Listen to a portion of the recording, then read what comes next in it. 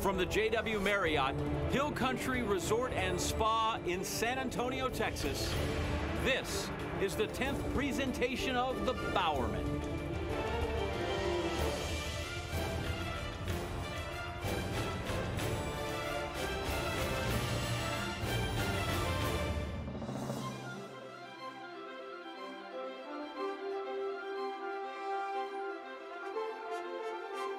Ladies and gentlemen, welcome to the 10th presentation of the Bowerman. Please welcome the past winners of collegiate track and field's highest honor. The collegiate record holder in the outdoor 5,000, as well as the 1,500 and the mile on the indoor circuit, the 2009 women's winner from the University of Colorado, Jenny Simpson.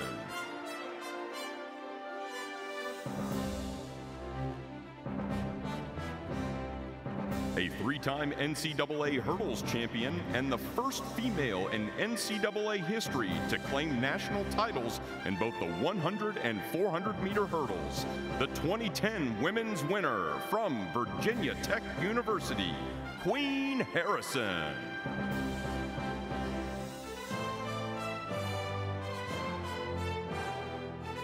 A four-time NCAA champion in 2011, capturing the indoor and outdoor 400-meter titles, as well as running a leg on the indoor and outdoor 4x4 national championship relay teams. The 2011 women's winner from Texas A&M University, Jessica Beard.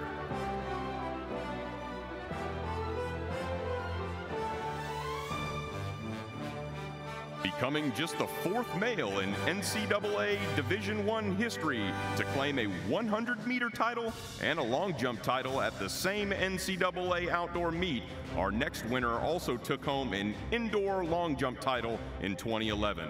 From Florida State University, the 2011 men's winner, Ngoni Makusha.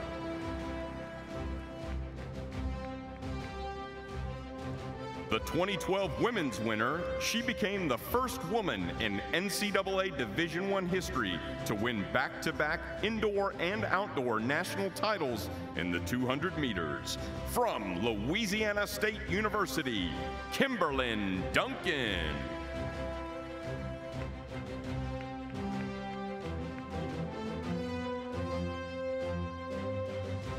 Sweeping the NCAA Division I outdoor crowns in the 5,000 and 10,000 meters in 2012. From Southern Utah University, the 2012 men's winner, Cam Levins.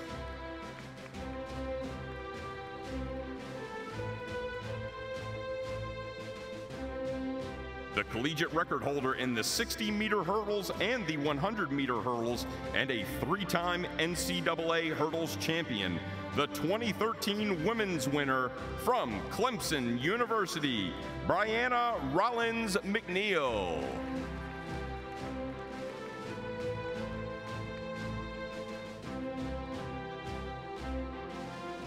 The first field event specialist to claim collegiate track and field's highest honor, a five-time NCAA champion in the high jump. From the University of Indiana, the 2013 men's winner, Derek Druin.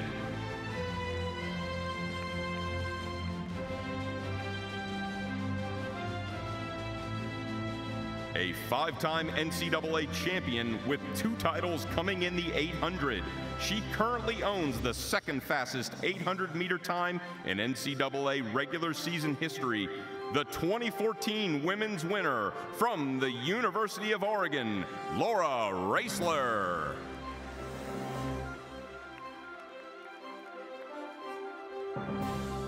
Totaling 49 points at the 2015 indoor and outdoor NCAA Division I National Championship meets. She took home the national title in the 100 meters that same season. From the University of Oregon, the 2015 women's winner, Jenna Prandini.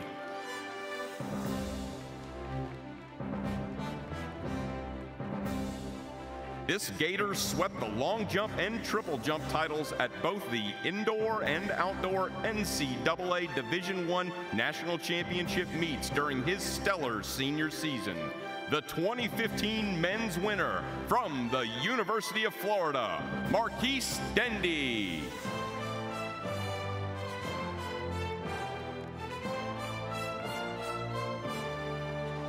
The collegiate record holder in the outdoor 400 meters, she captured 4 NCAA titles during her Bowerman winning season. From the University of Texas, the 2016 women's winner, Courtney Okolo.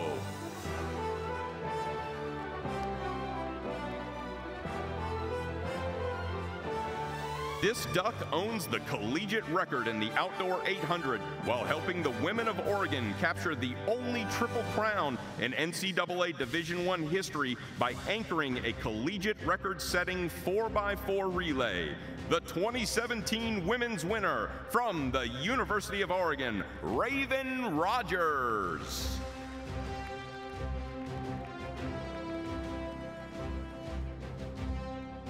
Setting the collegiate record in the 100, in addition to tying the collegiate record in the 60, this volunteer won 4 NCAA championships just a season ago. The 2017 men's winner from the University of Tennessee, Christian Coleman.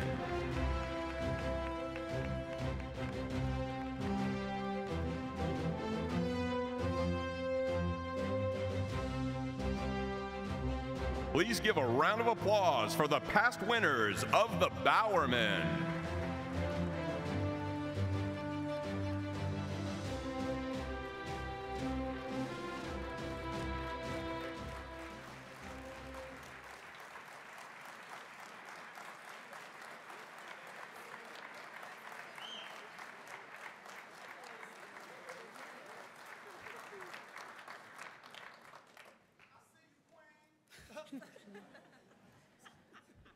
Thank you everyone for being here tonight.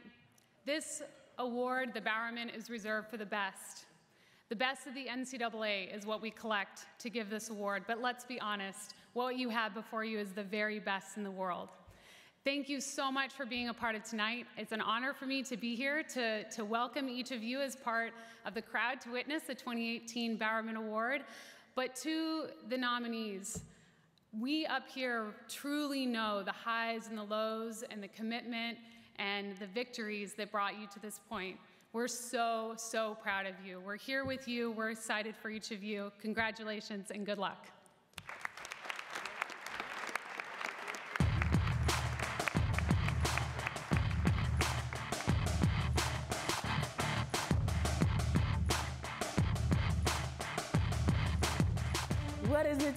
What does it take to be a Bowerman winner?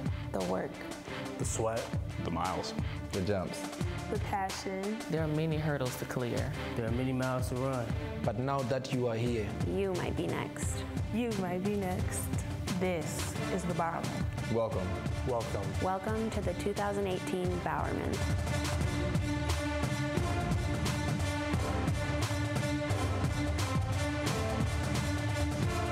Of the many great finishes. Oh my goodness.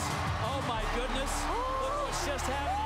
USC wins the women's title in the last year of the 4x4.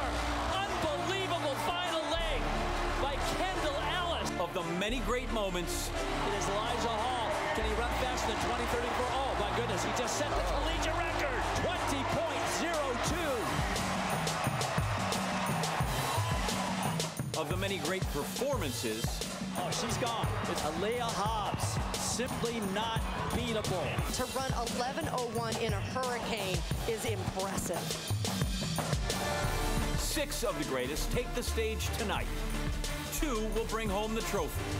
And all will forever be part of the Bowerman lore.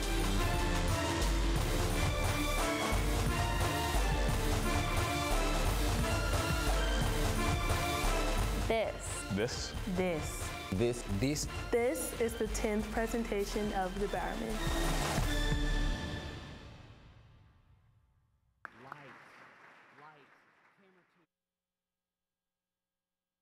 Ladies and gentlemen, please welcome to the stage from ESPN's Sports Center and a champion for track and field, John Anderson.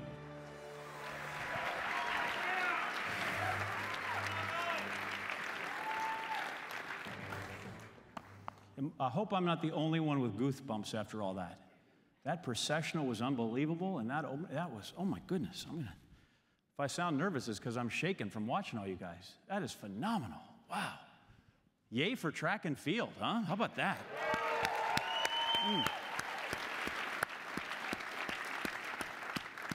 So as I watched the processional of people coming down, welcome to the Met Gala with school logos in Texas. This is the 2018 Bowerman, and we have with us tonight the finest athletes in track and field, and I love getting to say that, the finest athletes in track and field. My name is John Anderson. If you don't know that by now, you need to start coming to this convention more often. Although I think I need to quit coming, because again this morning I woke up in my running clothes, which just proves when I drink in lobby bars with coaches, I get all kinds of motivated. Whew. It's all right. I laid down till the thought passed, and then I was okay. It is so good to be here because it is indoors, and after the experience at NCAA Outdoors in Oregon, I dried out like 3 days ago. I sent the NCAA a bill to reimburse me for my shoes that were just ruined by all the water, but so far nothing. I mean, I figure you people are the ones to ask. Is the NCAA always kind of slow on this stuff? Are they usually more responsive? I do feel like I'm more qualified this year to host the Bowerman because I have been to Hayward Field. And then that was in the spring. And then this fall, I had the pleasure for the first time of meeting Nat Page, the great Missouri Tiger and Olympian. And so now I feel like I'm smarter and imbued with more track and field knowledge. That is my plug for Mizzou, although I do feel a little guilty because I think if a Mizzou alum should be up here tonight, it probably should be Carissa Schweitzer. And if you like Tigers in general, then I still shouldn't be up here. I think Dennis Aaliyah Hobbs should be up here. They could take my place, for sure. I could recite more names, right? We saw them up there. Elijah Hall was terrific. Denzel Comanencio was fantastic. Kendall Ellis should be here just for that leg in the 4x400 meter relay. It was so phenomenal, right? I mean, that happened. Seriously, Michael, Ray, be a gentleman. Get up. Give her your spot. By the way, at some point when you come up here, I'm going to have you guys explain to me how your 4x4 team can run the fastest, that quartet can run the fastest 4x4 in the history of, the recorded history of man, set a facility record, a championship record, a collegiate record, and somehow the world record belongs to the second place team. It's baffling. I kind of understand it, but it was nonetheless. But those names and those accomplishments show us once again this year how deep the pool of great college track and field athletes are. I mean, how truly spectacular U6 finalists are. So because we saw the past champions, the current one is sitting here in front of us. Keturah, Maggie, Sydney, Grant, Rai, Michael, stand up so we can cheer for you people.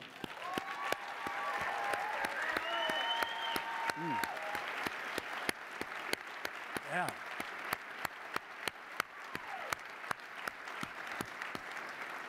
Plus, this lets the viewing audience at home get a good look at you. And tonight, the Bowerman airing for the first time ever on ESPN 3.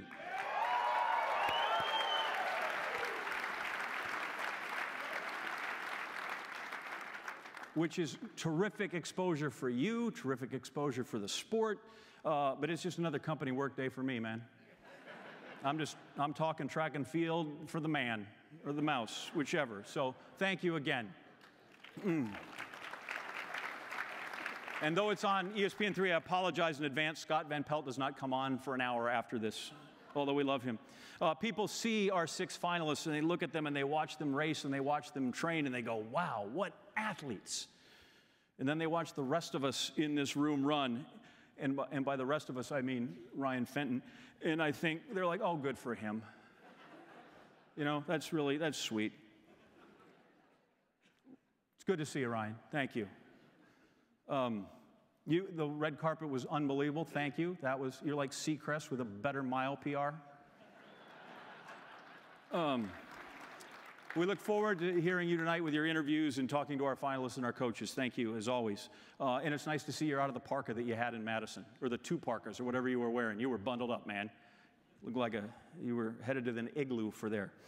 We are here for the 10th presentation of the Bowerman. So I am told by statisticians and the people at Hallmark, the 10th presentation is not the same as the 10th anniversary. Those are different things.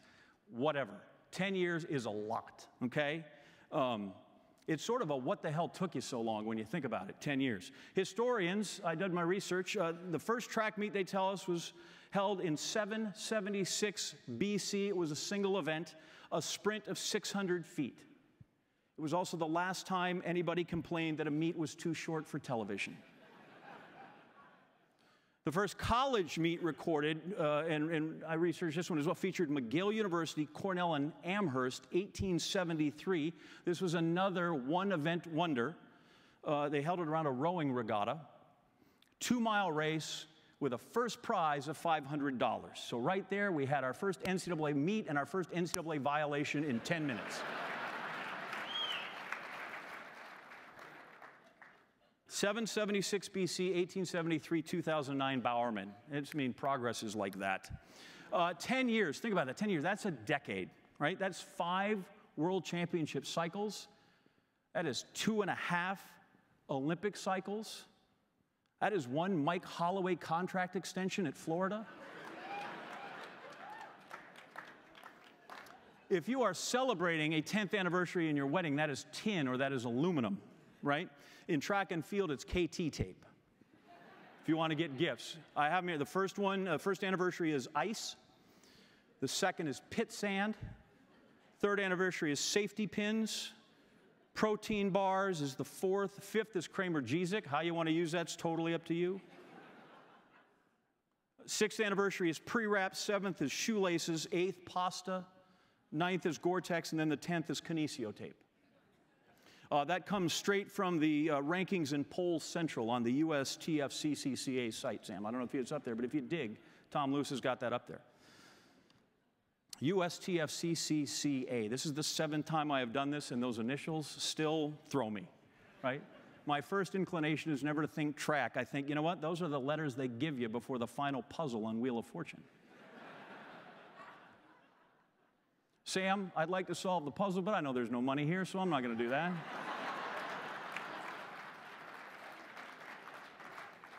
Obviously, listen, at this point, I kid you. It's not true, but I just feel like I got to keep the streak alive, you know, of poking at you. And you guys literally, you splurge, right? The 10th Bowerman here, if you look around, this is no joke, right? We have flown in everybody that cared to come back, which is everybody for the most part. So if we could, we saw them earlier, but I want to clap one more time because they're here and I get to see them and I consider them friends of mine. The folks that made the time to return to this, thank you so much, our past champions. I mean, that was an entrance. You should be showered with this ovation. Combined, obviously, we have 14 now. I had to take one off. 14 Bowerman Award winners, 10 Olympic medals. 5 of those are gold. 30 World Championship medals, 13 of them gold, right? Ladies, not only do they look lovely, perfect attendance. All 9 of the past ones are here.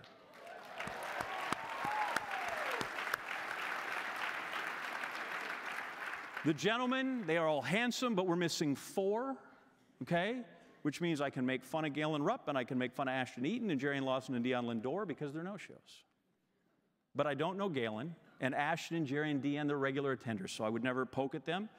Besides, in Dion's case, it saved us both the potential of embarrassment of showing up in the same thing, so that's good. We wouldn't have to dress alike. So there are the 15 of you, all of you, welcome back, and thank you not only for your time, but for what you've done for the Bowerman. You are the reason this is such a prestigious and coveted award. And tonight, amongst these 6, we will add to your numbers. Winners, that since you all have a vote, you helped select. Maggie Ewen, Sydney McLaughlin, Keturah Orji, Rai Benjamin, Grant Holloway, Michael Norman. Tonight is your night. We are here to celebrate you and your amazing seasons. You all deserve to be here tonight.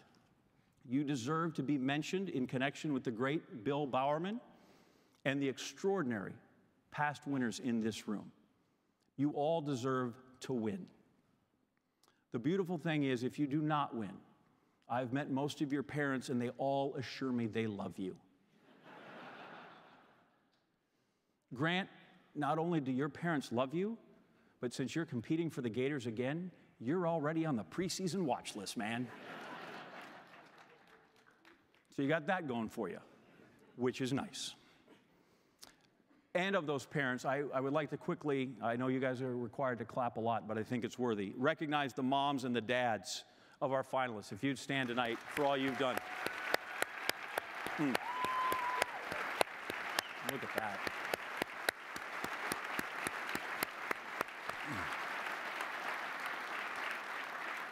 You folks know your kids are special, right? Right? I mean, truly special, not the sort of, hey, you're awkward stage, we'll get your braces, and someday you won't have to wear those glasses, and you'll grow into those feet special. Like, they're really special kids. They're special because of their talent. They are special because of their determination. They are special because of their work ethic, their willingness to push themselves in practice, and the focus that they show on meet days. There are more than 66,000 track and field athletes that run and jump and throw in college. That's NCAA, that's NAIA, that's JUCO. Almost 67,000. We've got 6 here. That's pretty special. And if down the road, after your competitive career is over, you put that same passion, that same work ethic and effort into your post-athletic profession, the same stuff that you give to your sport currently, then be assured you will be smashing successes, and you will be a credit to track and field and to this award. I am simply in awe of all of you, and I am honored to be here as a small part of this great night, which means we get to finally start the show. Ladies and gentlemen, our first Bowerman finalist from Arizona State University, Maggie Ewen. She's back. One last remarkable spin through the college season for Sun Devil Maggie Ewen. She broke records and then decided to break more records. Does that sound like a broken record? One of the great all-around collegiate athletes in any sport is Maggie Ewen. Hammer, disc, shot, didn't matter. If you can throw it, Maggie Ewen sent it sailing through the air farther than anybody. Ever.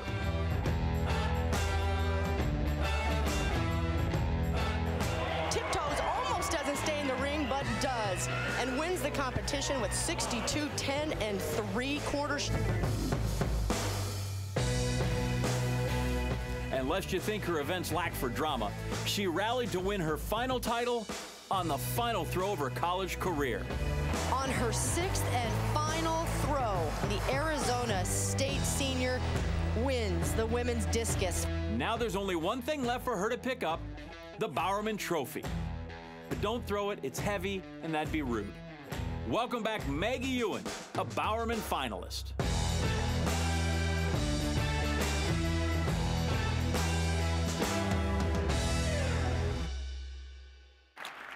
We welcome you back, Maggie Ewen, and you got a road game. Last year you were at home. Yeah. So this year we were in Phoenix. This time you got to get out on the road. So I looked at the video there. I watched. Season's not terrible, right? Not too bad. No. Yeah. How'd you think it went? I thought it went good. I thought it could have gone a little better, but I thought it went good. All right, that's perfect. Listen, as long as you're happy, we're happy. What makes you good? I'm surrounded by a lot of really good people, really great coaches, really great support systems that just, you know, no one wants to see you fail. The humility is outstanding, and she's talented, which always helps. We watched it there. The last title on your last throw as a collegian. Go ahead and take us through that.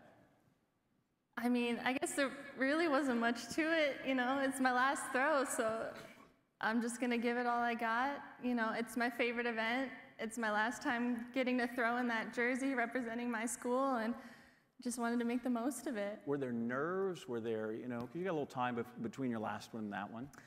Yeah, well, I mean, the weather that day made it hard to stress out about anything because really could hail at any minute. It could storm. So, right. Yeah. Plus, you were wearing unicorn socks, right? Yeah. Yeah, that totally, you want to talk about relaxing a person, you have unicorn socks when you do that. Flip side of that is that the hammer throw, we weren't there at Nationals. What happened there? Unexpected. Yeah, I mean, you can prepare for something, you know, all day, every day, all your life, and sometimes you just have a bad day. And I just had a bad day at a very unfortunate time. And that's just how it went. All right. We can accept that. As long as you're comfortable, we're good. What are you going to miss about college? It's over. It's done. Yeah. I mean, I miss the team. I miss the whole track aspect of it. I miss all of that. But as far as college, and not much. Yeah, that class can get in the way. Oh, well, yeah. I'm sure your coach will miss having you as a part of his team as well. Let's hear what he has to say with Ryan. We were here with Maggie's coach, Brian Blutrick, and you know, they just talked about that hammer throw at the West Prelim before NCAAs, and we're here to celebrate great moments, but not everything goes perfect, right? And so from your perspective, seeing the defending champ and collegiate record holder not qualify, but then come back and see what she did in the shot and the discus, what were those few weeks like for you guys? Well, as every coach knows in here, you're going to have some bad days, and it wasn't a surprise to me because she hadn't been training really well. You know, doing 4 events at a super high level is tough to keep up at a super high level. So, you know, I think that those 2 weeks were just a microcosm of the 2 years I've worked with her. You know, the disappointment, you know, it was as a coach, you love talking to them when they're doing well, but you also have to talk with them when they're not doing well. So that was a tough 2 weeks, and I mean, right after we got to get it by us, and we got nationals in 2 weeks, and you know, we got to get it done. But you know, I think in the end, she would probably rather have that discus title than the hammer title, since she's already won one. She has only one to have a career triple. It is her favorite event, and I'd never seen her more confident in my life. When I saw the rain and the hail, I was like, oh my, I mean, we're the Sun Devils. I mean, sun. So, you know, not like we can train in this very often, so which made it even more special to see her compete like that on her last throw, and it just shows who she is and what she's made of and how deserving she is. You mentioned this was her second year working with her. What was the biggest change you saw from year 1 to year 2? Well, last year I stood up here and said I coached her like a freshman. This year I coached her like a sophomore. So just a lot more consistency, just building on the concepts that we built on. And you know, it's been a crash course. 2 years is tough to learn all 4 events in a different way. And it's just amazing what she's done in 2 years. I mean, it just takes years and years to learn these things. And to do what she did in 2 years was quite amazing. Very, very high level at multiple events, like you said. I think very similar to John Anderson when he was at Missouri. Please. I look around at the talent in this room and I think, God, if they were on my team, I'd be driving a van again. Make sure we got somewhere safely. All right, you know how this works now, right? Now I just ask you a bunch of inane but revealing questions, okay? Okay. Say something Minnesota. Something Minnesota? Yeah. Like what? Like you betcha or like oofta. you betcha, oofta? Yeah. Hot dish. Name 3 types of cactus. Saguaro, prickly pear, and jumping? Jumping cholla, yeah. Terrific, yeah. What do you like about fishing? Everything? Is it a trick question? Yeah. Right, you told me you bass fish. Well, you know, why? Is it relaxation? Yeah, I don't know. Right. I'm Is from fishing Minnesota. a sport? Yeah, it's what we do. Yeah. Not a sport. Other side doesn't know it's playing. You lived in Arizona, the hottest you've ever been? I think it got to like the mid-120s last year. All right. Minnesota, coldest you've ever been? I think around -40-ish. Wow. All I want for Christmas is? New Birkenstocks. Okay, good. Yeah. Beautiful. Okay. Do you have a nickname? I used to be Mo. Now it's just, No, it's that's Maggie. just Maggie, yeah. Magdalene May. Give me a lyric from Rod Stewart's Maggie May. You don't know? I know it, but I couldn't give you one. Yeah, wake up, Maggie. We'll go through. Last one. That's the lyric. I wasn't trying to make her to wake up. I think I got something to say to you. You won the fan vote. What does that mean to you? It means a lot, you know, especially as a thrower, to get that kind of recognition and to have people, you know, appreciate what you're doing.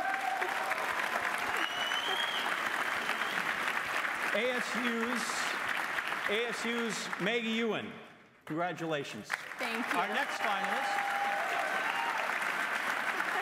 next finalist is Sydney McLaughlin.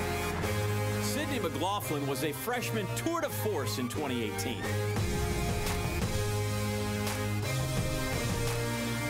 During the indoor season, the Kentucky phenom came out smoking, meeting all the hype with none of the hurdles, sprinting to world junior records at 300 and 400 meters. And from there, she only got faster. Her SEC championship race was an all-timer. Sydney McLaughlin, absolutely incredible show. She would turn this place upside down. She's here to rewrite the book, and she did. The Wildcat also hit the line first after a scorching lap over the hurdles at the NCAA Outdoor Championships. Sydney McLaughlin running hard for the tape. Does she have enough? Will the one-year college wonder win a Bowerman too? We're about to find out. Kentucky's Sydney McLaughlin, finalist for the Bowerman Award.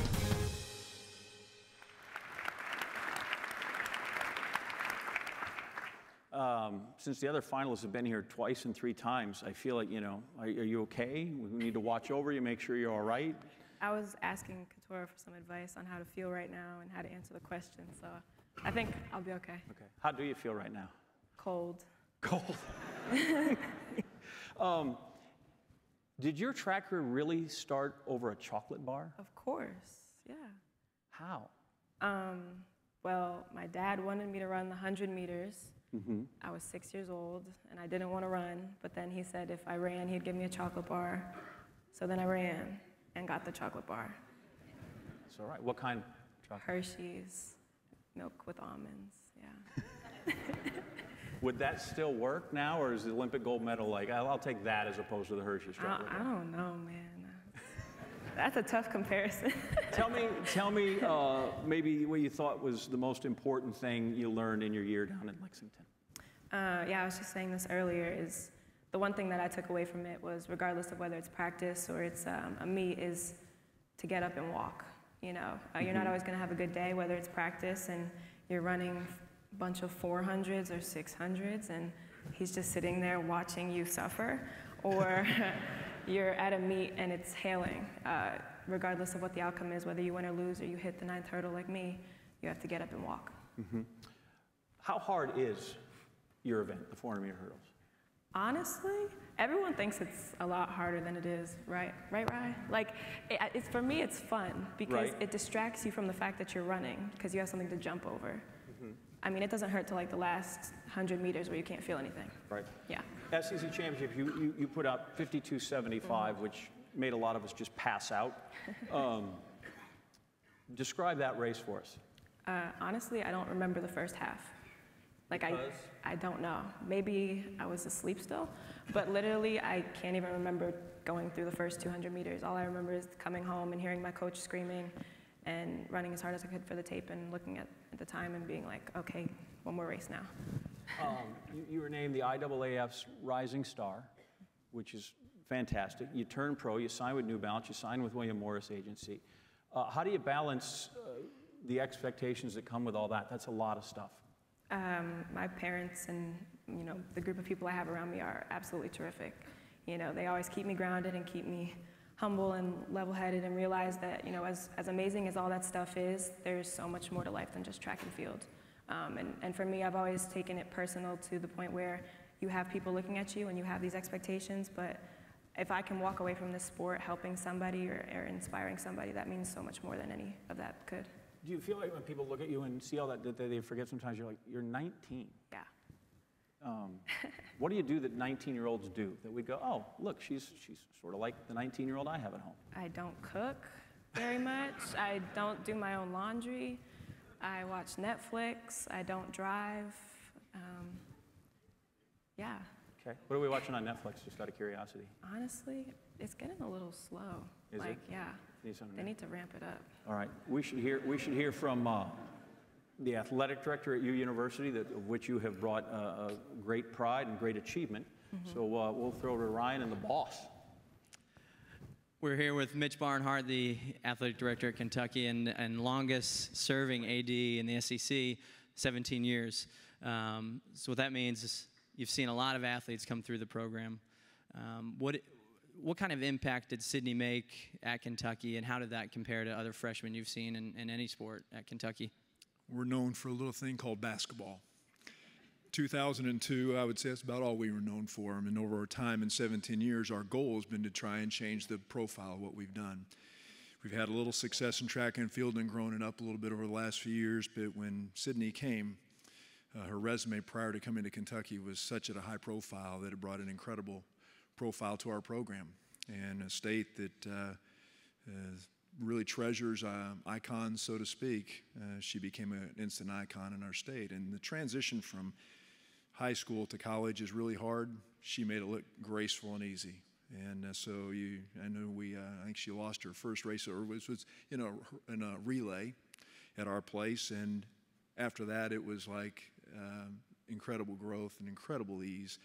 And when you watch her run, it's an amazing thing to watch. She makes it look graceful and easy. And so I think for our state, it gave track and field a profile that we want. It gave another sport at our institution that we want, and it was really, really important for us. And you told me that when you say that your state, people around the state of Kentucky saw what was happening, and they were excited. Our state has no pro sports teams. All right, so the University of Kentucky leads the way. We're the land-grant institution of the state. When you become a high-profile athlete at the University of Kentucky, you're iconic. Your legacies live on and on and on. So people in our state, with Sydney's resume, they sort of paid attention when she came to our campus. And all of a sudden, they didn't watch to see if she won. That was a given. It was by how much she won. And so, yeah, because the gaps were huge. Let me be real honest. And then typical Kentucky fans, they said, hey, she only won by 2 seconds at the Nationals in the sleet storm. We expect a lot. It's a tough crowd. Tough crowd. Graceful and great. What's been most impressive for you to see for an athlete so young? And we've seen a lot of freshman newcomers make an impact in our program. We're a little famous for that too.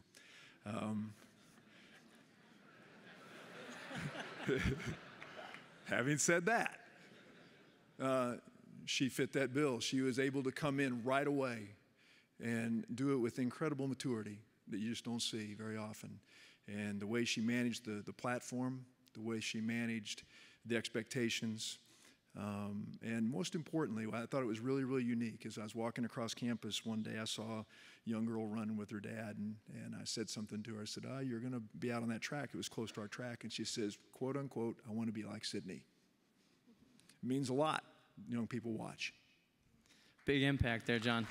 Across that whole state and Kentucky. Thanks so much. So you're a big deal in Kentucky, too. Not just that IAAF world thing. All right, here we go. I've seen you courtside in Boston and LA. Which was a better game? Ooh, LA. Came down to the wire. Got a favorite athlete? Allison Felix. Can we just clap because she just had a baby? Like, that's so crazy. Oh my gosh. Best gift you've ever got? My brother gave me an avocado last year for Christmas. Really? And I feel like he's going to do it again this year. An avocado? Yeah. You ever seen that Vine? I have not, no. All right, I'm not up on the produce jokes. Oh my gosh. Maybe I should. Tell us about your dog. Oh my, why? I think it's an interesting story. Okay, so I got this dog a few weeks ago. Her name is Danny. She's a toy Yorkie. And after a week, I gave her away to my sister because I realized the responsibility of having a dog. But she's still my dog. She just lives with my sister. Very good. So she's sort of a permanent pet sitter. I'm still her mother, yeah. Okay, very good.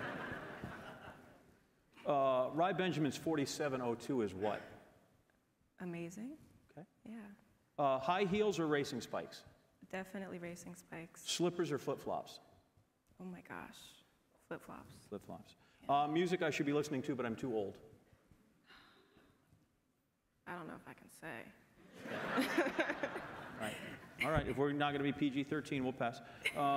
What do you miss most about New Jersey? And it can't be your family, we know that.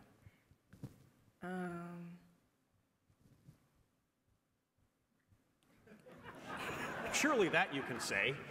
No, I'm trying to think of something. Okay. I don't know. All right. We'll do this. Did everybody see, it started her video, and then Kentucky put it out, the video where we were talking about tearing up the record book, and you did the wink. Has everybody seen that? Okay. Do the wink for us. Please. I don't remember which eye it was. Doesn't matter. All right. There it was. Did everybody see? Did we get it? Do we need to go up? I love it. Sydney McLaughlin, everybody. Very great. Next up, our next finalist, Keturah Orji. A hop, step, and jump back to the Bowerman. That makes 3. For Georgia's Keturah Orji, another triple that looked as effortless as her soaring through the air.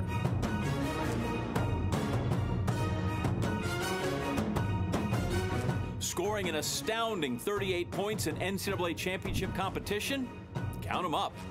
Leading the Dogs to an indoor national title, a first. And the 4-time SEC triple jump champion wins it again at 46.6 1/4. 3 individual titles. That makes 8 total. Best collegiate triple jumper of all time? Of course.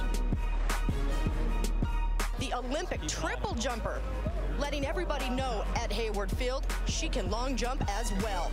21.10 3/4 for her first long jump NCAA title. Always graceful and smooth when taking flight, and now gracing our Bowerman stage for a record 3rd time, it's Keturah Orji. Wow.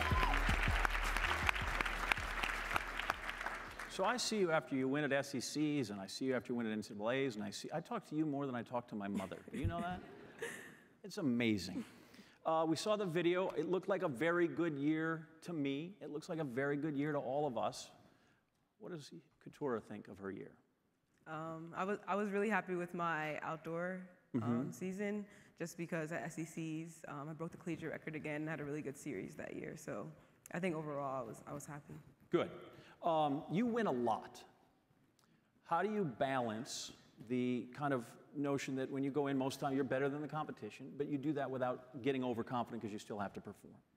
Yeah, I think as Maggie was saying, any day can be a bad day and you just don't know what can happen. And so I always go out there with the same mindset, just remembering all the technique that we've practiced and staying focused on what I need to perform on that day, not focusing on what I've done in the past. Mm-hmm. You went to World Indoors, you've been to the Olympics. How did those meets help you as a collegiate athlete? Yeah, those meets I think really relax me. I feel very comfortable at collegiate meets because I know that I've been up against the world's best, and so I could feel like I can handle the collegiate scene also. You have all these individual accolades. What was it like in College Station to win the indoor national championship for the team? Yeah, that was really great. Just all of my teammates and I have come second, third. I think the whole time I've been at UGA, we've come second and third so many times. And so to finally win it with them was just really exciting. And it's a great group of girls that were all there. So it was just a fun time for us. And the flip side of that, what were the emotions like in Eugene? In Eugene, it was upsetting, but I know that all of us did what we could do. We did the best we could, and you can't do anything more than that. You give your all, and whatever happens, happens. Aside from a potential winner of the Bowerman, Keturah Orji is the NCAA's Woman of the Year. Right? That's any sport, all of them, Woman of the Year. What is that? Yeah. I mean, what does that mean to you? I've said this in a lot of interviews, but I think this award means so much to me just because I'm always recognized for what I do on the track, whether it's triple jump or long jump. People see me as just an athlete, and this award recognized me for community service, leadership, and academics, and it kind of shows the total package of who I am rather than just the person that's on the track. So I really appreciate it. You are, yeah. So we're gonna have Ryan ask your coach how you're gonna replace that. We're with head coach Petros Kyprianou, and you know, I want to ask you. You've said that Keturah has the strongest work ethic of maybe any athlete you've ever coached. So can you describe what that's like working with her day to day? Yeah, well, something that Keturah has that I always said is she's a complete package, and it was since day one. A lot of athletes change one way or another during their 4 years, whether that's maturity or immaturity. But Keturah remained the same, level-headed, hardworking, and that's props to her parents. That's great parenting right there. And that is, like she said, any given day you can lose or win. So she showed up at every practice hungry and ready to work as hard as she can, because she wants to be prepared for that day, that when she lines up against the world, she's ready for the worst and the best. Georgia won their first title ever indoors this past year, and one painful point away from doing it again outdoors, I know. And what was Keturah's role, outside of just scoring points for the team, what was her role over her 4 years on helping Georgia get to where you guys have gotten? Leadership. I said it, this is the third time I've been here, and I said it every single interview, I believe. You cannot find leaders like her that easily. I'm sure all the teams out there have somebody like her. They might not be scoring the points she scores, but they have that ability to attract and mentor younger athletes and older, and coaches sometimes, you know. We'll go to her for advice. She's calm, relaxed, very intellectual when it comes to responding and assessing a situation. And I believe she's the reason why we won. She's had 3 times here, first female ever to be here 3 times. So obviously points to how many accomplishments she's had. What's your favorite? What are you going to take away from her time at Georgia in your memory? Well, she's still there, so I'm not letting her go anytime soon. But obviously, the most favorite personally is winning both the long jump and triple jump. Unfortunately, the weather didn't allow her to repeat the jumps she had at SECs, because she executed at a very high level there. But stepping up and winning those 2 events and picking up her teammates when they're down and maintaining, like while she's jumping and winning national titles, she's also talking and lifting spiritually her own teammates, and that's what I'm going to take out of this whole deal. Very special athlete, not even on the track, not just competing, but helping teammates, showing leadership. So congrats on being here again, Keturah. Wow. Did he say stuff that nice to you directly, or just in front of groups of large people? Just in front of groups of large people. All right, we're going to run through some of these real quick, all right? What do you get for being the NCAA Woman of the Year? A trophy. Got a trophy, okay. Last time you didn't want to practice? Maybe a week ago, I don't know. Okay. The last 2 years you were here, I asked you to spell Petros Kyprianou. I'm not going to do that because I know you can spell it. So spell Giannis Antetokounmpo. Do you actually want me to try? I'll settle for Tatiana Gusin. I can spell that. Let's hear it. Tatianagusin. Terrific. Favorite dessert? I like cookies and cream ice cream. Okay, great. Broccoli, yes or no? I eat broccoli. No, that's a no. Last movie you saw?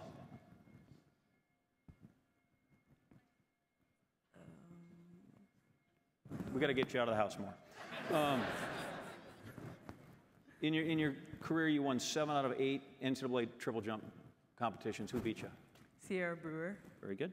If you didn't win tonight, are you going to fight Sam Seams? No.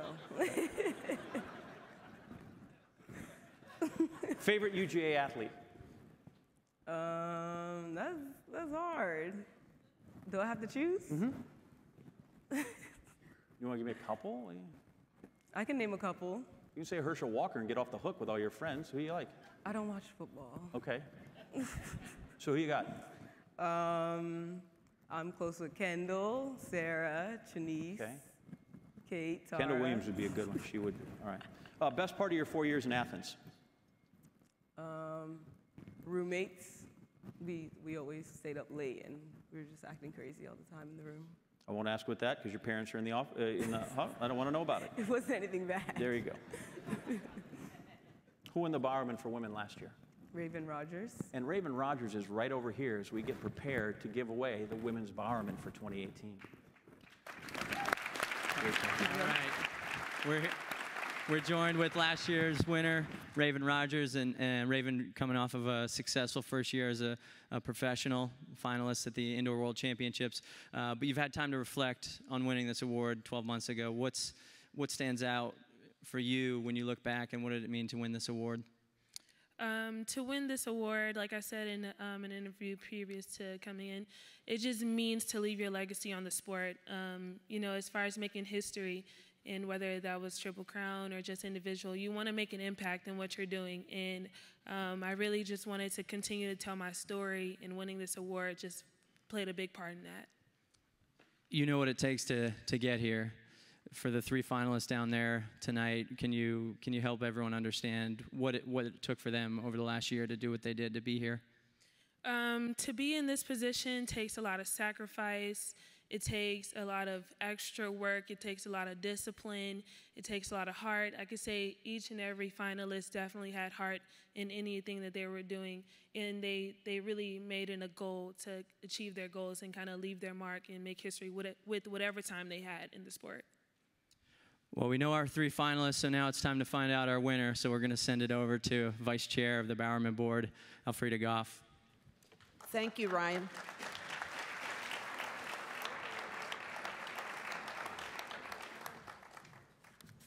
Before we announce this year's winner for the women, I'd like to take a few moments to thank all of the coaches who are in attendance at this year's convention. Because of your hard work, we are able to put forth a program like this for our student athletes. As a former coach, a long time ago, I had a dream that women would attain the same honors that men would. And I'm happy to say, as I look at the lovely women standing behind me and the 3 women seated in front of me, we have done that. So thank you, coaches.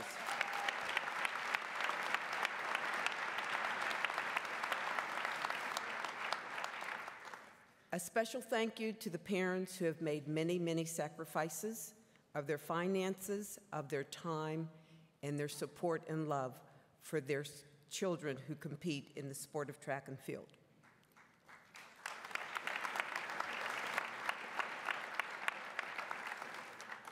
And finally, a special thank you to Sam Seams. Dreams do come true, Sam. Thank you for your vision 10 years ago, for your wisdom, for your guidance to make sure that our men and women that compete in collegiate track and field and cross country are recognized for all that they do.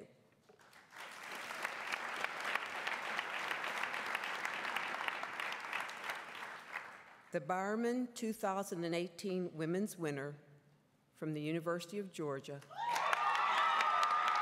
Keturah Orji.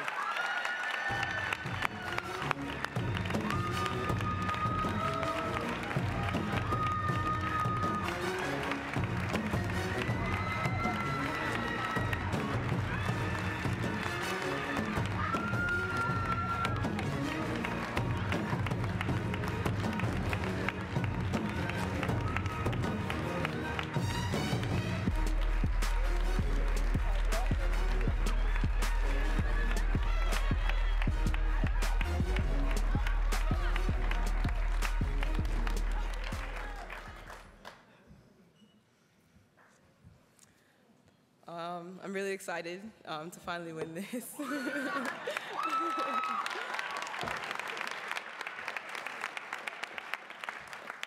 I want to start out by thanking God. Without my talent, I wouldn't be on this stage today. I want to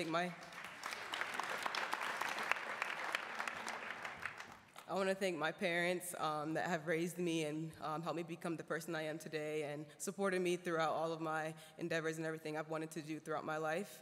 I want to thank my coach, Petros, and all of my high school coaches that have helped me to get here today. I also want to thank University of Georgia for taking a chance on me, recruiting me, and just helping me grow, not just as an athlete, but as a person.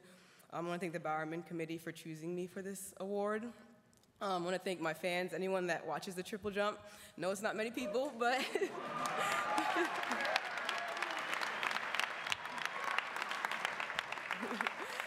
any fans out there that have been watching me, I really appreciate the support, and I hope you continue to watch me in the future. And lastly, I just want to leave you guys with a part of the poem, a poem I really like by Marianne Williamson, which is, "Our deepest fear is not that we are inadequate. Our deepest fear is that we..." Hold on. "Our deepest fear is not that we are inadequate. Our deepest fear is that we are more powerful beyond measure. It is not our light, not our darkness that most shines." I forgot it. I did practice it, and you guys can Google it. It's by Marianne Williamson. Thank you, guys.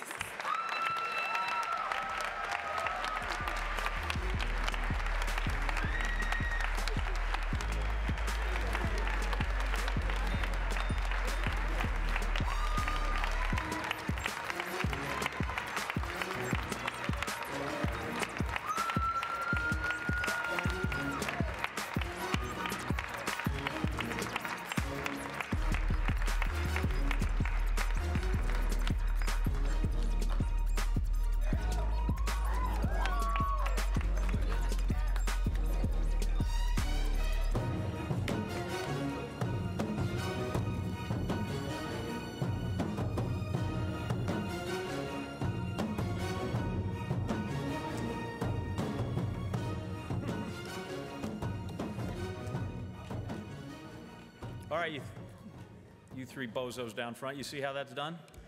That's how you do it, okay? You ready for this? You should be so lucky as competing on a different day than the gals tonight, because I'm telling you what. But we don't have time, so we're going to move forward. Our first male semifinalist for the 2018 Bowerman is Rai Benjamin. Those USC athletes sure can fly, and Rai Benjamin is one that can't be caught. He was a world beater indoors. So Benjamin wins the heat and establishes the time to beat 20:34, a more than 2/10 improvement on his lifetime best. He set an astonishing record outdoors. Benjamin, and he's really putting on some good speed here at the end, running hard for the tape, going for a good time. Whoa, ho! 47:02. I believe that's the second fastest time ever run. And he helped carry the Men of Troy to victories in the most important meets. They crushed the collegiate record, and they broke the world record too. This Trojan cleared every hurdle to get to this stage. Rai Benjamin has just run the second fastest time in the history of the 400-meter hurdles on a rainy track. His name is Rai Benjamin, and he's a Bowerman finalist.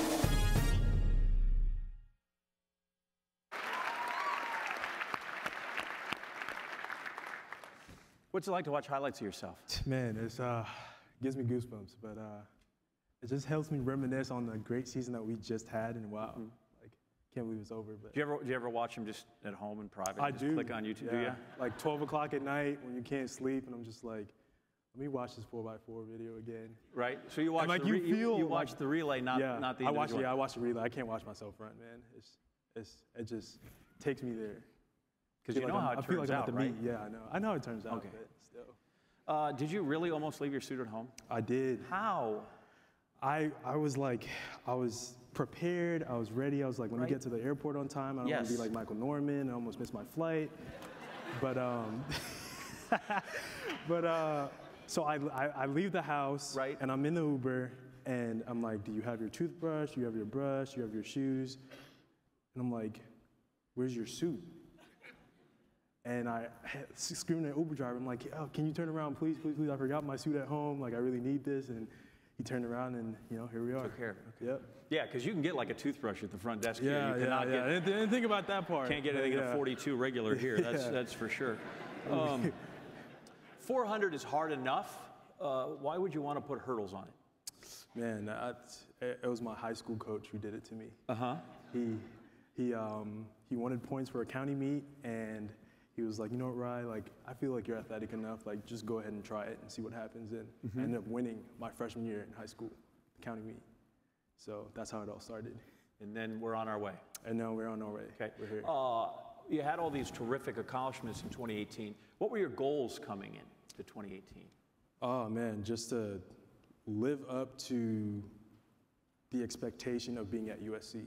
Because coming in on paper, I was technically the slowest guy behind Michael Norman, Ricky Morgan, and Zach Shinnick. So just coming in, I just wanted to, you know, I kind of had something to prove, although, you know, the coaches pulled me aside and was just like, you're the highest scoring person on this team right now. But it was kind of hard to fathom because these guys were so great. So just to come in and match what they did previously was just my goal going into the season. Okay, so how about you?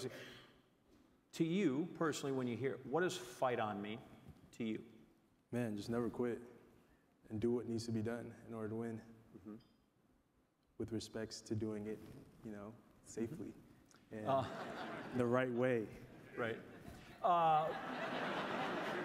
47:02 pops up, and you told me your first thought was, I gotta get ready for the relay. Yeah. That's in the moment. 6 months down the road, and you sit here and you reflect on that. And on occasion, what's that time mean to you now? Man, it just goes to show all the hard work, getting up at 4 to go to the hill at 5 with Coach Carroll in the mornings on a Wednesday. It just showed me that all my hard work finally paid off. And, you know, that 47:02 was very special. And like I said previously, it didn't really resonate with me at the time, but now that I've had time to reflect on it and speak to numerous people about it, I just realized how great it was to do that at Oregon just before they tore down that stadium. So Carol, you get people up at 5, they run at 5 a.m.? Yes, she does. And that's not, you're not being punished. That's when time is. No, this is everyone on the team, the jumpers, the sprints, hurdles, everyone. It's pitch black dark outside, I kid you not. Do you run with a headlight? No headlight, okay. anything. Because sometimes they do Sometimes we start before the sun comes up. There you go. It's all right. As long as you and the sun are coming up at the same time, it's going to be a good day. USC, now USA. What does that mean to you? Man, it's great. It's great. I've been waiting for the opportunity to represent the U.S. for a few years now, and now that I've finally gotten the opportunity, man, I'm excited. I'm excited to get on some 4x4s and excited to win a few medals, and I'm just looking forward to it. Good for you. Good for you. What do you think Quincy Watts is going to say about you? He's going to say that, you know, Rai's the best. Might have been better than Quincy Watts back in his day, but I have a feeling he might not say it, but we'll see what happens. Rai. So my pleasure to stand here with former collegiate 400-meter record holder and sprints coach at USC, Quincy Watts, and I should probably add still faster PR than Michael Norman. Is that correct, Mike? but we're talking about Rai. So 47:02 at the time ties Edwin Moses as the second fastest man in history. A lot of people say that was the most unbelievable performance of the year. You know, think back to that day from your perspective. What did you guys talk about? What did you see when the gun went off? Well, we just wanted to focus on execution and effort. Rai is a big gamer. We know when the lights come on, he's going to perform at his best. But the previous events, he had some issues adjusting to the hurdles and things of that nature. So we just pulled the big fella as a staff to the aside and asked him to calm down. And we told him that, you know what, man, you're going to do really well, but you got to just focus on the things that we've been focused on all year. And those two things were effort and execution. And he ran a beautiful race, the perfect execution. And the time was amazing, and I'm very happy for him. 1992, you win a gold medal at the Olympics, at the same Olympics where Kevin Young breaks the 400-meter hurdle world record. And you told me you had the pleasure of training with him weeks leading to it. So having worked closely with both of these athletes, what comparisons can you draw or similarities? Well, the Lord has blessed me with a tremendous opportunity to, one, as an athlete, trained with Kevin Young 3 to 4 weeks before the 1992 games, and Kevin was also my roommate. So I got an opportunity to see how the current world record holder, how he trains and what makes him special. And then the opportunity to train Rai. and to get an opportunity to look at someone of Kevin's stature, and I think is really what Rai brings to the table. Rai has phenomenal range from the 100 all the way to the 400 hurdles, and that's what makes him special. And we've never seen anything like Rai Benjamin in track and field. So that's what makes him special, and that's what makes him a joy to coach as a staff. So 92, it's Young and Watts. In 2020, are we on a path to see Benjamin and Norman? Oh, that sounds good. That sounds great. John, back to you guys. In for that. Okay. All right, you ready for a bunch of foolishness? Yes, sir. Let's go. I think you went on to it, but do it again. Name me the other 3 guys on your relay team. Ricky Morgan, Zach Shinnick, Michael Norman. Okay. Which of these people is not from Mount Vernon, New York? Denzel Washington, Heavy D, Adam Silver, Rai Benjamin, Captain Lou Albano. I want to say Adam Silver. Adam Silver is not. You're correct. You know where he's from? No, I don't. Rai, New York. Oh, wow. See what I did there? Is your Christmas shopping done? Hasn't even started. What time does a gift shop stay open here? Do we know? It's just down there if you want. Appropriate amount of money to spend on a college girlfriend.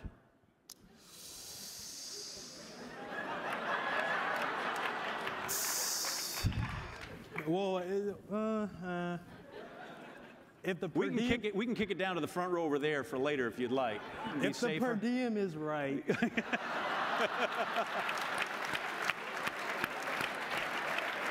Then, okay, you know. But if you love her, then you know it's the gift she'll matter. There you go. Right. More. Show it every day, not with flowers. Hardest class you took at USC? Man. I would say intro to coding. To coding? Yeah. Yeah, okay. How'd you do? I got an A-. Seems impressive enough to me. It was hard. Say something nice about UCLA. They gave me a scholarship.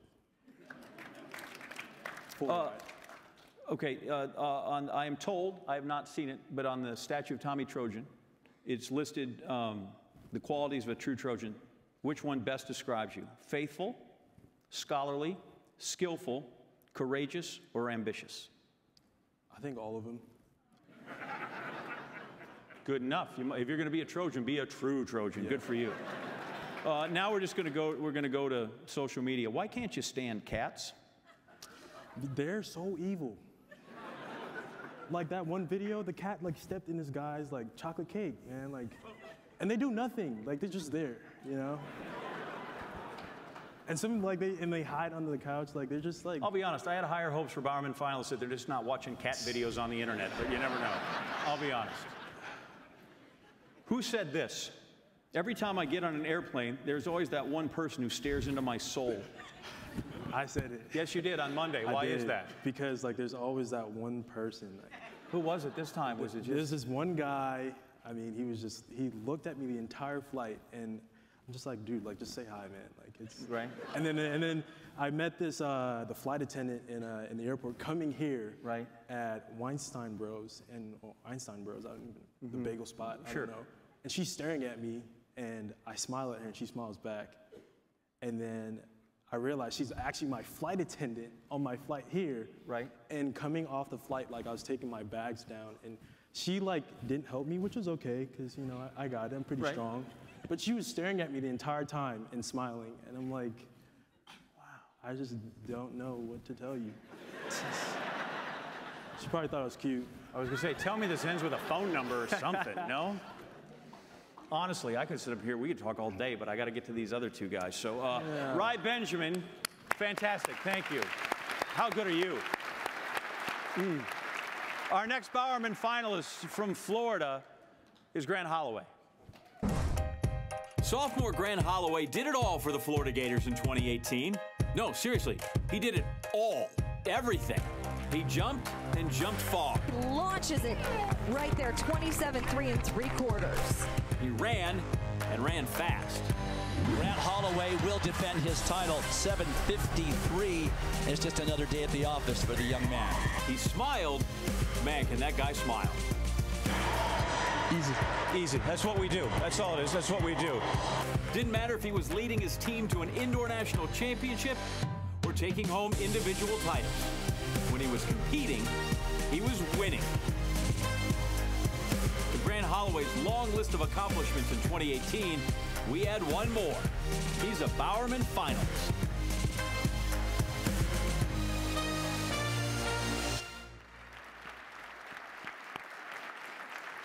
You're the hardest working man in track and field. If you took your long jumps and the 4x4 and the hurdles and the 4x1 and you even ran a 300 indoor, do you know how many times you competed last year? I couldn't tell you. 49. Oh, you counted it? 49, yeah. My That's man. what I do. Yeah. Is that a record? Or No, do I it's get just a trophy? lot. Oh, It's just a all lot. right. I've said this before, they don't give the job to chimps. I do a little research here when we get a chance. Appreciate it. Are you rested up? How's fall training? Awesome. Taking care of business. you Right. know.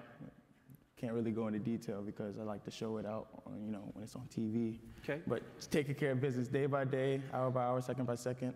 Coach Holloway, Coach Peterson, Coach Mann, Coach Welty, everybody's challenging me to bigger and better things this year, and I'm up for the challenge. Okay, that's this year. Give me the highlight of last year. Highlight last year, definitely all of outdoor SECs. I think, I hate to say it like this, but I think that's when I peaked that outdoor season. Jumped 27 plus, 13-1 in the hurdles, 44 split at SECs.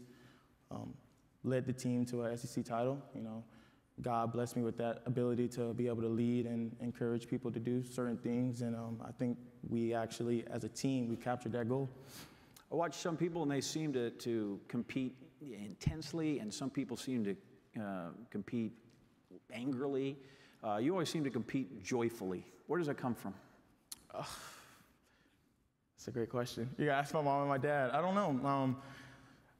I just love to spread joy, spread love throughout the world. I feel like that's what my purpose is on life. Yeah, running hurdles and jumping in the sand is fun, but I feel like my biggest attribution to the world is, spreading love, giving joy, motivating, inspiring, making people smile. I feel like that's what I'm here to do. What was the most difficult part of last year? Because everybody's got anxiety, adversity. Everybody hits adversity at some point. What was yours last year? Definitely outdoor nationals. I was competing all last season with a sports hernia. I don't think really many people know that because Coach Holloway and the training staff at University of Florida, we did a great job trying to manage it. But I definitely say my lowest of lows was at NC2As. I placed 9th in the long jump. And I ended up winning the hurdles, but it was only by, a hairline, I think. David Keturah and Damian Thomas, both of them great athletes. They wanted it, but I felt like I wanted it a little bit more. But definitely outdoor nationals, and I want to come back get ready to get for another 43 split, be like Rai and Michael, running me down from behind and running past me and, letting me see the back of that Trojan sign. But, I'm definitely ready to get going. So what was it when you sat down and made the decision to come back? Oh, it was awesome. But what went into it? What was the thought process? Honestly, I sat down with my mother and my father, and we talked. And we said, what do we not get out of this year that we want if we wanted to have another year? And we said certain things. And what really stuck out to me is what I wanted a long jump title. It's good to be a SEC champ. That's the best conference. No offense, brothers. That's the best conference, in America. But I definitely want an NCAA long jump title. And I feel like I'm up for the challenge. I feel like I have what it takes to do that. So Will Williams is keeping you in school? Without a doubt. Will Williams, yes. Coach Henry and the Aggies are doing that. Tell me why it's great to be a Florida Gator. It says it itself. Like, you're in Florida, you're palm trees. The weather's always perfect. Like, what more can you ask for? Okay. The weather. The weather. You got the weather. You got this Hall of Fame man right here. Standing on stage with me. I got family in Florida. I can go on and on. I got the Trench Boys back at home. I got my homies. Who are the Trench Boys? They know who they are. It's a long. That is not a group I haven't heard of. No. That's good. That's good. That's good. I'm not familiar. All right. Well, let's hear from that Hall of Fame coach. All right, standing here with head coach Mike Holloway and a very charismatic man up there on stage that you get to coach. You've been fortunate to coach a lot of versatile athletes over the past few years, but how would you describe Grant's ability to go from the hurdles to the jumps to the relays? I mean, it's incredible. I think it requires a tremendous amount of focus. We work on those things in practice. We go from the hurdles to the long jump, from the long jump to the hurdles, depending on what meet we're going into. We long jump, and then we go run fast for 300s and stuff like that. So we try to prepare him for it. But, you know, as he mentioned, his parents did a wonderful job raising him and teaching him how to do these things and staying focused on the task at hand. Since he's been there, you guys have won 3 of a possible 4 titles, and I think a half a point out of winning that 4th. Yeah. So how's he helped you guys stay on top? Well, he's a tremendous leader. You know, you hear him talk about that. I think he's a guy that lifts everybody around him. You know, I remember his freshman year talking to the throwers. You know, this year he's done a phenomenal job of trying to get the distance runners going, and I think he just lifts everybody up around him. You know, he even has ability to notice when I'm having a bad day and try to find a way to pick up my spirits. Earlier today, you called him an energy monster, and you said the people that know him know what that means. But describe how you manage that energy monster throughout the season. It's difficult at times. Grant's a guy that when he shows up at practice every day, you know he's there. You hear him, you see him, and I think the biggest thing is always trying to get him to understand that, hey, we have these tasks we have to do today. I think the biggest problem he has is with that energy, and this is something I attribute to his dad helping me understand about him, is like he thinks he can outcompete everybody. And when you're talking about technical events like the long jump and the hurdles, you know, when you overcompete, it gets you in trouble. So we've had to teach him to temper those things and control that emotion until he crosses the line or after he lands in the pit. John, how are you managing that energy over there tonight? Right now, I'm good. He's keeping me awake. No, I'm just kidding. So what were you going to do? You wanted to talk to me? You want to flip this around? Yeah, or what's let's the flip story? it around. Because it's not about me. I don't get anything at the end of the night. That's great. I probably won't either. Wow. You got an all-expense trip to the Bowerman. That is, has he always got that positive attitude, Mike? Ready to go. Right. Hey, tack the world. What's my last name? My man. Tack the world. All right, here we go. Right. The other 5 finalists, right, all have either gone pro or graduated and are now pros. Right. So how much money do you have on you right now? Right now? Yeah. 2 cents. Really? You got nothing? You're broke. Broke as a joke. I can't come to you for valet. All right. Last time you watched SportsCenter? Last night. Good for you. Why all the flamingos on the Twitter? Oh, that's so. And here, by the way, I don't know if you can tell, he's got flamingos on the necklace. So back in high school, I wasn't developed into my body yet. So my coach said I was jumping over. I was doing high jump at the time. I was doing long jump at the time. Legs were real long, body not so much. Coach Sauer, he was my high jump coach, and my teacher also. He said, "You just look like a flamingo," and I took it and ran with it. And we're here, 5, 6 years now, right? And now we're here. Still living the dream. You're like your mom. How? You're like your mom in what way? Definitely caring. I feel like I care for every person, even if I don't know you. I want to get to know you. I would say that's the #1 attribute that I serve. How are you like your dad? I want to say a word, but it's a lot of cameras and people. Well, if I had to, I would say leadership. You know, my dad did 22 years in the Navy, and I'm definitely proud. And before all of this even happened, I wanted to be in the Navy. Before I even knew I was good at track and field, I wanted to do Navy. I wanted to be just like my dad growing up. But then got good at football, got good at track, and now I'm here sitting in front of you. How much do you miss football? Coach Holloway, close your ears. A lot. Okay. But to him, just a grain of salt. Just a little bit, that's it? Kanye or Drake, which side of that beef am I on? You're on Kanye. I'm on Kanye's side, good to know. Give me a phrase that you hear from Coach Holloway in your head all the time. I'm a hell of a coach if you listen to me.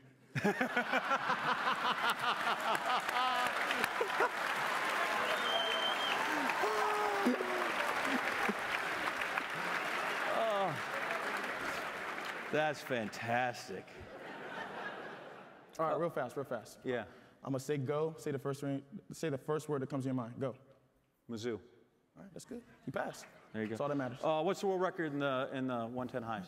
12.8 and 6.3 in the 60s. Very good. Who has the world record? Aries, Marriott, and I couldn't tell you indoors. I feel like it's about to be me. Aries, soon. Marriott is right. Yeah, it could be good for you. We can replace it. We can rewrite it. Finally, tell me a joke. Your shoes untied. I don't know. Okay, we'll look down. Jokes. I didn't fall just for it. think of jokes on the fly. I thought maybe you had a go-to. I don't know. No, nothing. Or unless it's like your mama joke. I don't know. No, I think we can pass on that one. Grant Holloway, everybody. Stay there. Hold on. Our last Bowerman finalist is Michael Norman from USC.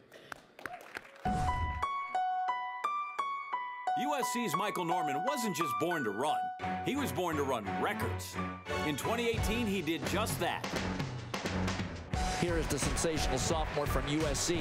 He now knows what he has to do if he wants to win this title. 4 times, amazing us race after race, 400 after 400. He racked up wins. He set new standards. 44.52, ladies and gentlemen, you have just seen a world record set in the men's 400 meters. For himself and for the Trojans. Here comes Michael Norman, and they break 3:01. They crush the collegiate record. 4 championships, 4 NCAA records. Does he have one more victory? We find out soon. Fight on. Michael Norman is a Bowerman finalist.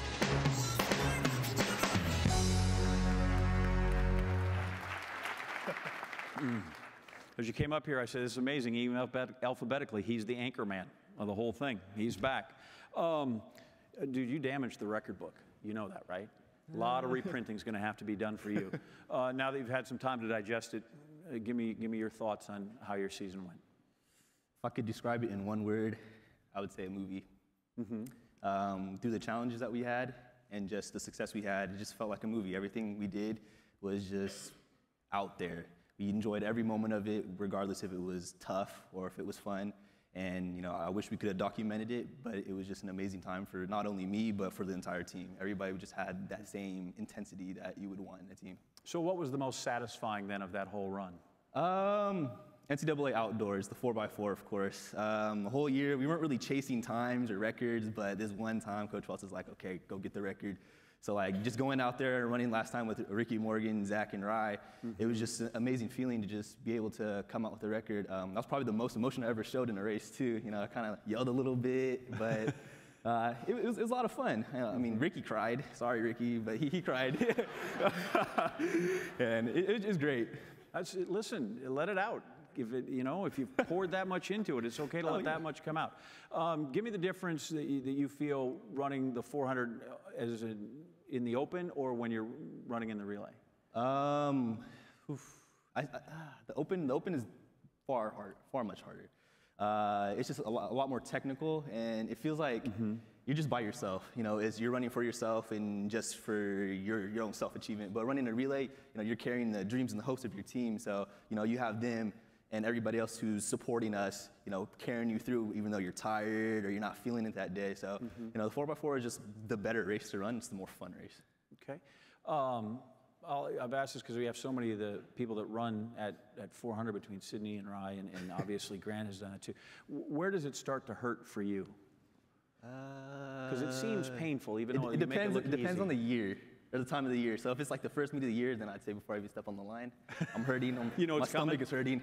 But towards the end of the year, I'd probably say like the last 120. That's where everything gets kind of tight, and you're just kind of like breathing real hard and just like, okay, the finish line's right there. The finish line's right there. Just running.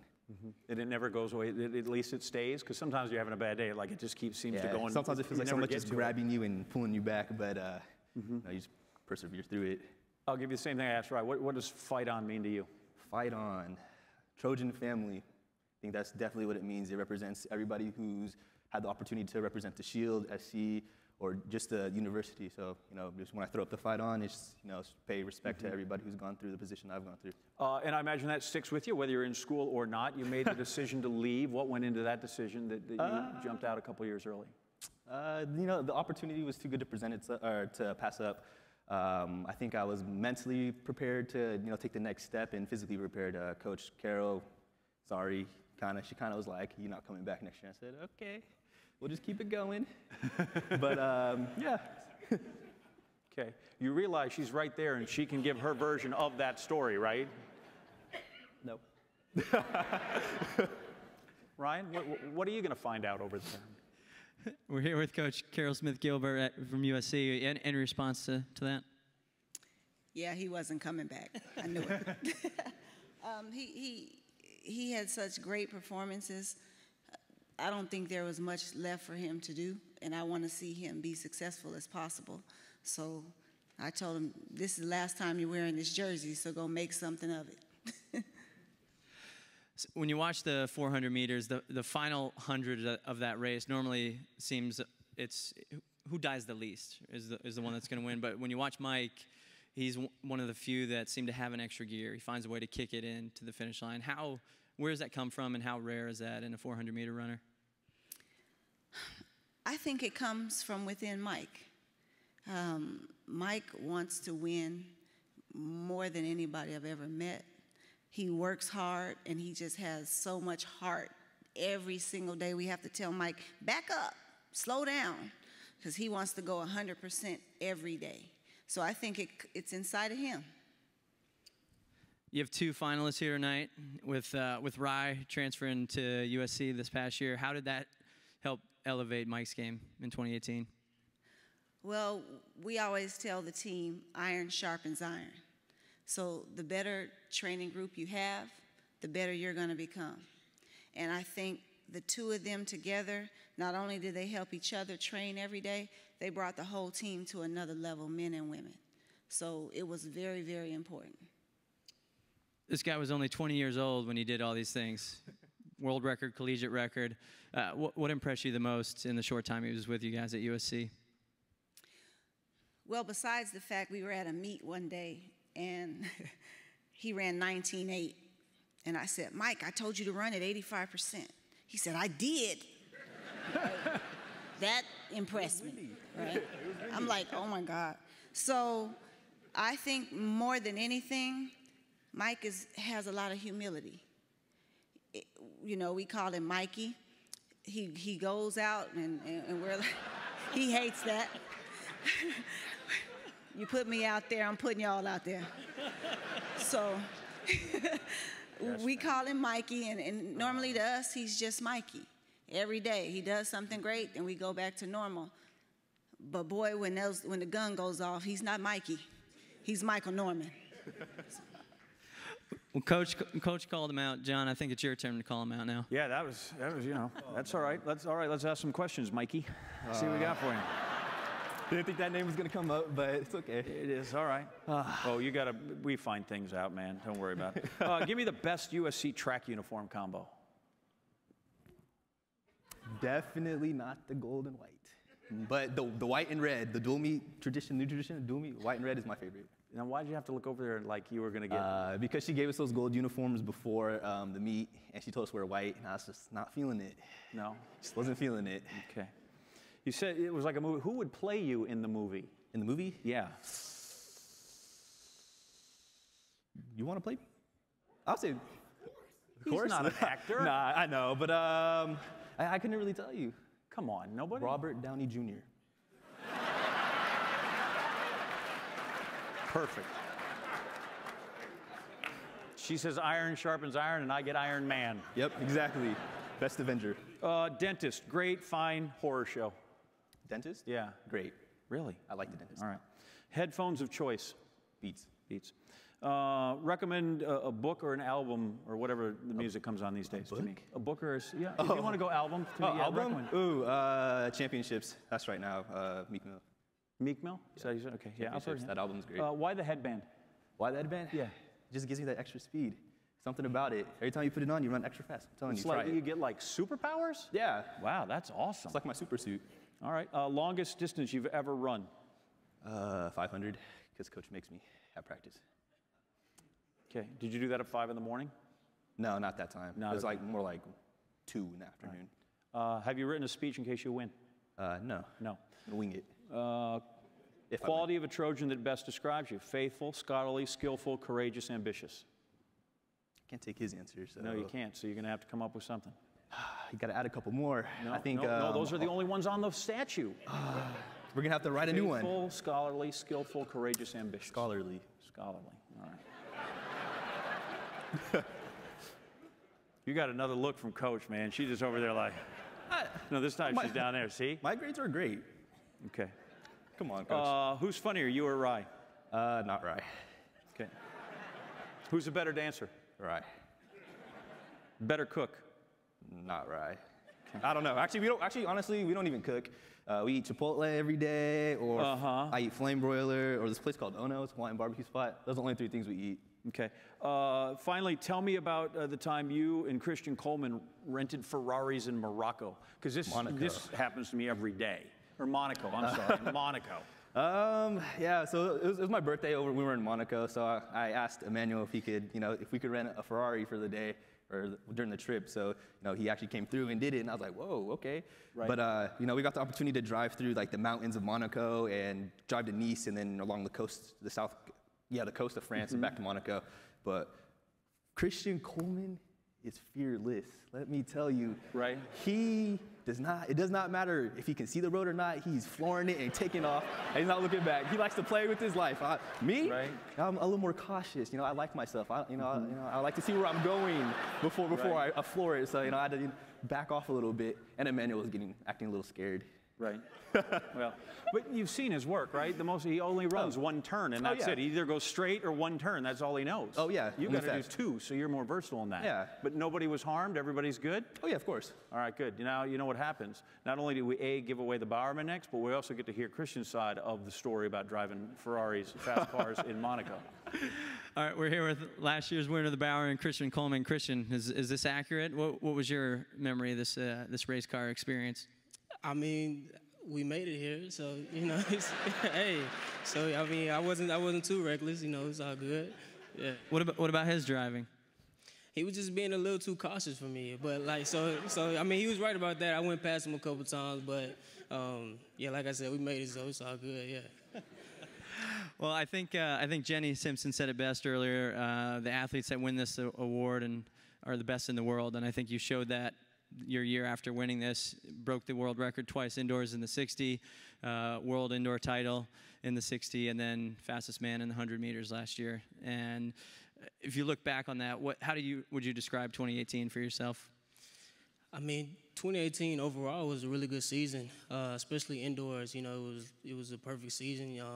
Went undefeated, but then outdoors, I just had a few struggles, and then I was able to still come out on top. And so I would have to say my outdoor season for me was a learning experience and one I'll never forget. So, I mean, it kind of like started off with winning this award, and I wanted to carry on the legacy. And 2018 had a really good season, so it was special. I think you did a good job of carrying it on. What do you remember thinking before your name was announced, and do you have any advice for the person whose name is about to be announced? I was just super nervous, because I knew I had to give a speech, and it was 2 other guys who had done some amazing things, so I was excited, but I was super nervous. So I mean, I'm glad to be on this side of it now. So yeah. So good luck, you guys. And with that, I think it's time to find out who the next winner is going to be. So we're going to send it to the chairman of the Bowerman board, Mr. Herman Frazier. Thank you, Ryan.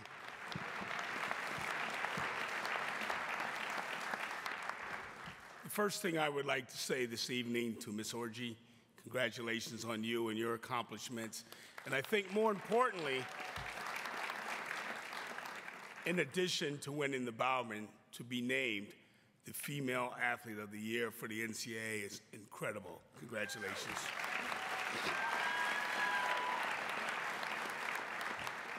I think you guys received the breadth of the type of athletes that we're able to take a look at year in and year out.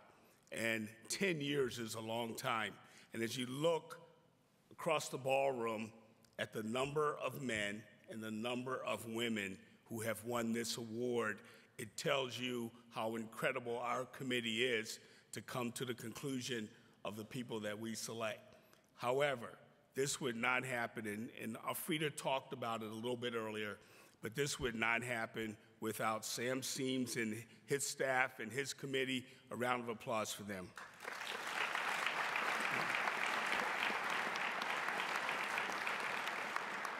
let me also acknowledge Dennis Shaver, who is the president this year of your Coaches Association. I know you had some votes today that you guys had to cast, and I know that many of you are going home tonight or tomorrow and pretty much enjoy your holidays. But how about a round of applause for Dennis and the convention that he put on?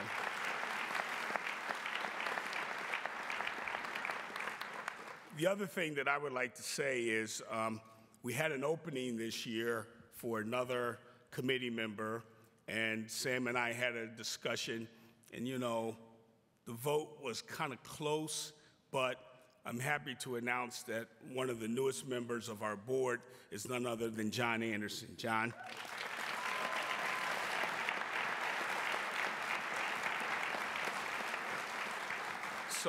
So next year he will participate, and when you look at all the athletes across the NCAA, and it's really all divisions, for us to come up with the three. And I think more importantly, as you looked at these athletes today who came up here on the men's side and also the women's side, not only are they great athletes, but I think you can also say they're great students. And I think we saw that today. And so without further ado, let me announce the 2018 winner on the men's side. And it's the guy who was driving the fast car, Michael Norman.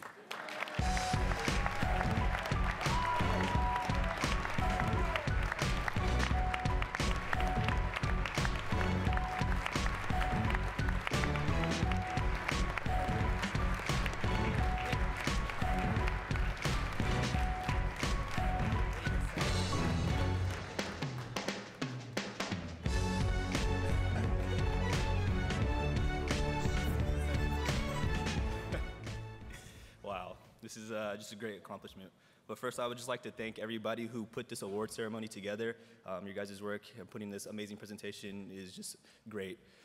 First, I would like to thank Coach Carroll, Coach Watts, and Coach Hayes. Coach Carroll, thank you for giving me the opportunity to represent the Shield and really take me under the wing to just teach me the life lessons that you have taught me, especially through my freshman year. Coach Watts, I really appreciate everything you've done to me. I look up to you like a mentor, and I really want to accomplish everything you've done. Coach Hayes, thank you for making practice fun. You're our saving grace. When times get rough, you're always there to help us. With the extra 30 seconds of rest on hills or something. I don't know what it is, but you just lighten us up. Second of all, I'd like to thank my parents. I know my dad's gonna give me a little hard time about this, but you know, throughout high school, we butted heads a lot. I wanted to do things. He said no. He said, you're different. And, you know, I just want to thank both of them for just leading me in the right direction and, you know, guiding me on this path of success, because without them, I really wouldn't have been here. Third, I would like to thank everybody at USC, the Trojan family, our athletic staff. They've really helped me, you know, learn more about myself, and just the countless amount of support they've given us is immense. The coaches and all the donors, you know, coming to every meet, even the Bowerman show, it's just been amazing. The support is great, and we really thank you for that. Finally, I would also like to thank, you know, my friends and family at home watching. This is a great accomplishment, and then once again, you know, you guys are the reason why I am the person I am today. You guys taught me to, you know, always be humble, just keep my head level, and just be who I am, stay true to who I am, even if I'm awkward or not, you know, just stay true to who I am. And finally, I would like to apologize to Rai Benjamin. The one day I was juggling in the house, and I knocked all that food on the floor by accident. I apologize, and I say dinner's on me tonight.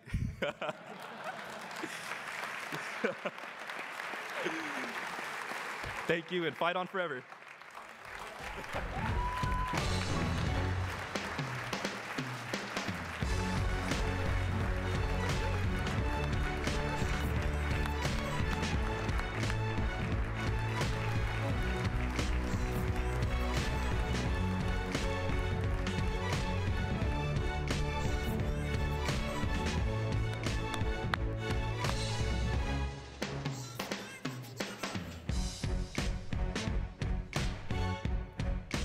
While they're taking pictures of Mike, get a couple of housekeeping items to wrap. We're going to have all our finalists and past winners come up one more time, because you guys traveled all this way. We want to acknowledge you as well, so we'll take all the past women's winners to come up, the finalists, same with the men.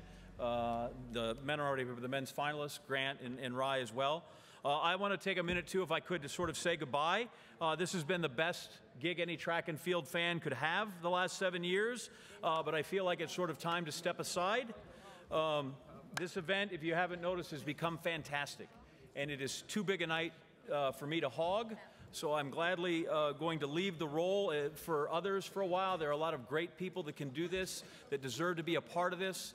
The coaches need to hear new voices on occasion to freshen this thing up. I want to thank David Goldstein, who's in the back, who puts this whole thing on and makes it he is a Bowerman finalist caliber producer.